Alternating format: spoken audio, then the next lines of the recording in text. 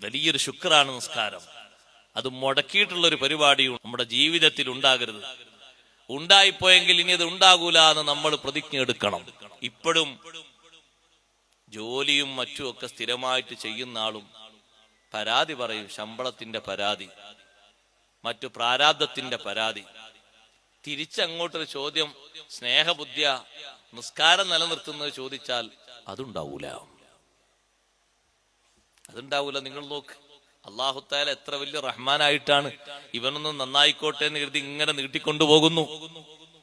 ഇപ്പോഴും നേരെ ചൊവ്വേ 5 വക്ത് നിസ്കരിക്കാതെയല്ലേ പിന്നെയും അവൻ ശമ്പളം വാങ്ങുന്നത്, കൂലി വാങ്ങുന്നത്, അള്ളാഹുവിന്റെ റിസ്ക് ഭക്ഷിക്കുന്നത്, അള്ളാഹു കൊടുക്കുന്ന റിസ്ക് ഭക്ഷിക്കുന്നത് ഭൂമിയിൽ അവന് അനുവദനീയമല്ലാത്ത രൂപത്തിലല്ലേ?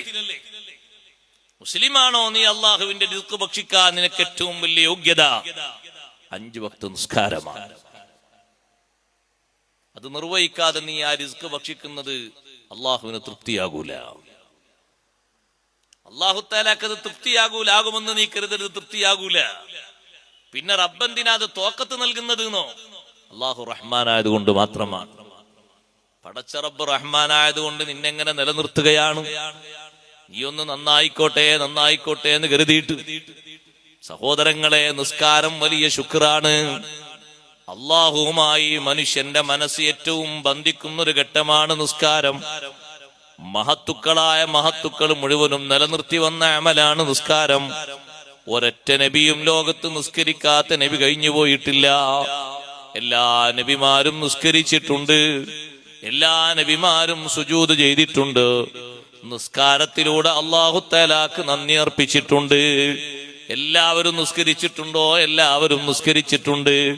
അബൂനാ അബുൽ ബശർ ആദം അലൈഹിസ്സലാത്തു വസ്സലാം മുതൽ അഷ്റഫുൽ ഖൽഖ് സയ്യിദുനാ റസൂലുള്ളാഹി സ്വല്ലല്ലാഹു അലൈഹി വസല്ലം തങ്ങൾ വരെ മുഴുവൻ അമ്പിയാക്കളും ലോകത്ത് നിസ്കരിച്ചിട്ടുണ്ട്. നിസ്കരിച്ചു എന്ന് മാത്രമല്ല, നിസ്കാരം വലിയ അമലായിട്ടല്ലേ എല്ലാവരും കണ്ടത്. ആ നിസ്കാരം വലിയ മഹത്വമുള്ള സംഗതിയായിട്ടല്ലേ കണ്ടത്. നിസ്കാരത്തിൽ എന്തെങ്കിലും ഒരു കുറവുണ്ടോ? ബാക്കി എല്ലാ വിഷയങ്ങളിലും കുറവ് കാണാം.